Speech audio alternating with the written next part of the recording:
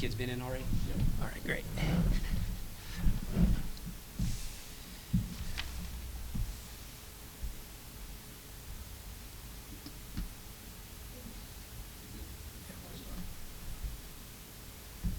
You guys ever seen Rafael Nadal do that as a tennis player? He just is so meticulous, right? And we had some kids play that way today a little bit. Fun game. You know, I think the first thing we need to do is just address the students.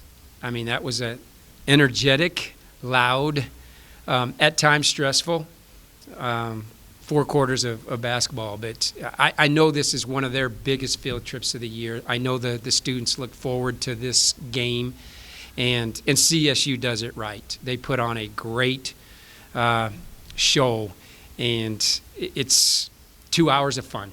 And so thanks for the teachers, the administrators that, you know, kind of weathered the storm a little bit today and, you know, helped organize this. But a job well done by CSU and Thompson Valley and Pooter. So with that said, this is a good victory. You know, we're in February. We're in the grind of things. And we needed this win. And I thought we had some nice execution throughout the game in spurts. But it kind of, that's how it was the first time we played them. You know, they're a team that just creates havoc. They're a little unpredictable in what they're going to do defensively, so they just keep you off balance enough. But, you know, at times I felt like, man, this game is a 2-point game. It's a 4-point game. And you look up at the scoreboard, and it's 16. You know, it just kind of had that feel to it. And then you look at the stats where we shot incredibly well. I think we shot 52% in the first half. And so that just tells us we played poised enough and did some good things. You've got 3 key players on your roster. You've changed the rules. They've either started, they've come off the bench. Chloe, Brooke, Hannah. All 3 of them were rather important. How impressed are you with the way that they've handled? At times, I'm sure it feels like a yo-yo. Yeah. But how impressed are you the way they've handled whatever you've asked them to do? Yeah, I mean, I'm extremely impressed. You know, Chloe hasn't missed a beat, and she was great at New Mexico. She was great at Boise. She was obviously spectacular tonight. But she's you know, and we've said this a million times about Chloe. She is a very strong-minded.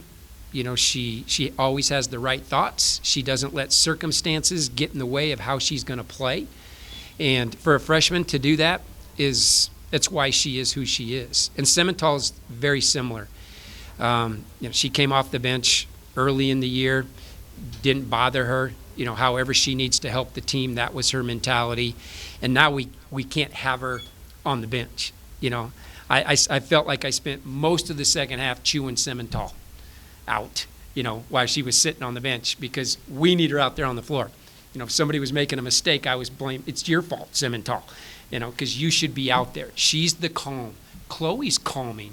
And so really proud of those kids. And Brooke has been she's been really solid all year ever since we put her in that starting lineup. This game had her name written all over it just because how they extend their defense, and we were going to need that punchability to create, to break the pressure, and I thought she did a really, really nice job. And then to get the scoring from those 2. I think the freshmen led us in scoring today.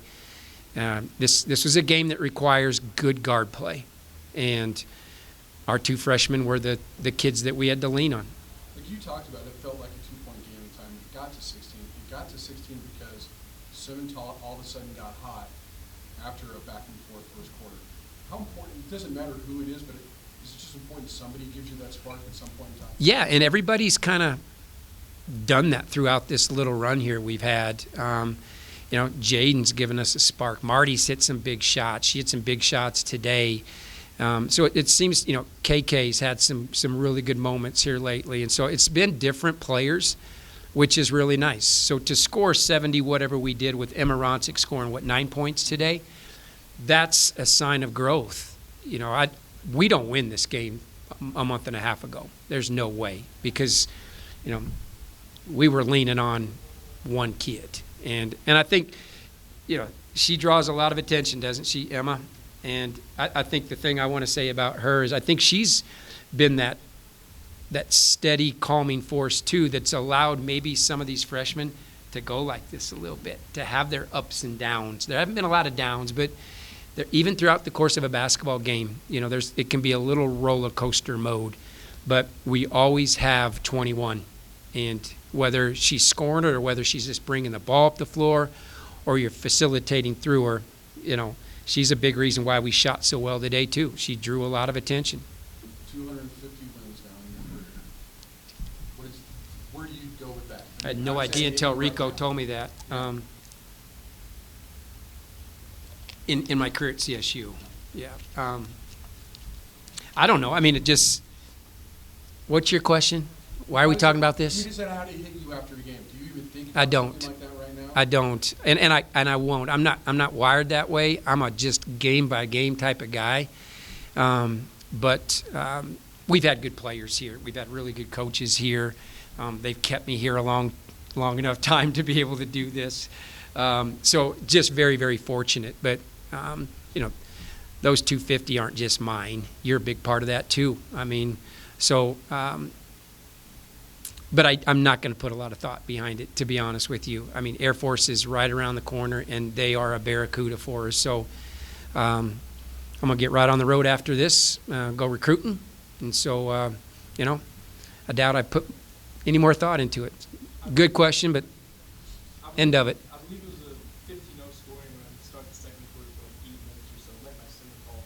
Was that more ability to break down the press that you saw in the first quarter that kind of kept the game closer? Was that finding the rhythm on both ends? Both that. I think we found the rhythm. We just got the game calmed down in our head a little bit, which allowed us to play just the way we normally play. The ball moved. We found the right kid. We read the game correctly.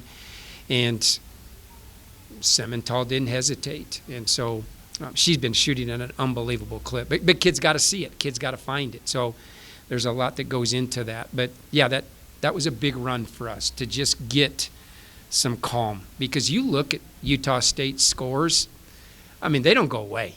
They don't go away. And, you look at their home games and you're watching game film, and whether it's New Mexico, Fresno State, I mean, they've got the lead midway through the third. Or it's a 5-point game midway through the third. And this game, I felt, had that written all over it at the beginning. But that start of the second quarter was huge. And maybe that's also why I was so upset with Sim, because she had 5 threes the first time we played.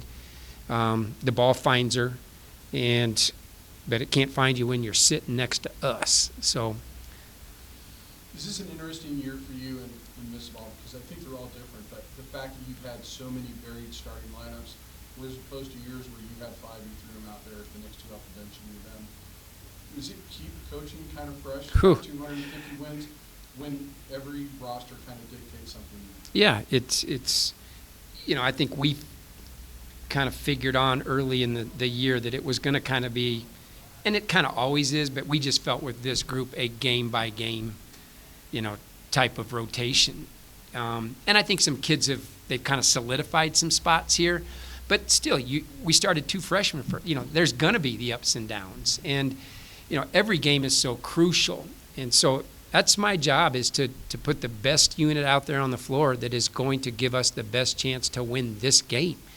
And I really appreciate the fact that they are unselfish about it. They're all about what it takes. And when their number's called, and maybe it's not for a lot of minutes, they've produced.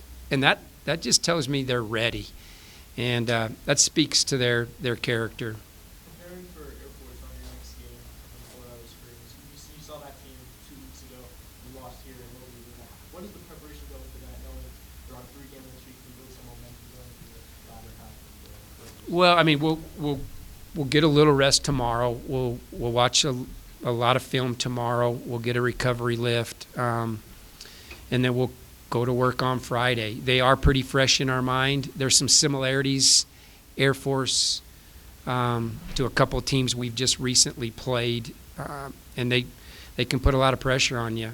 Defensively, they can, but offensively, we gave up 74 points here in Moby to that team. So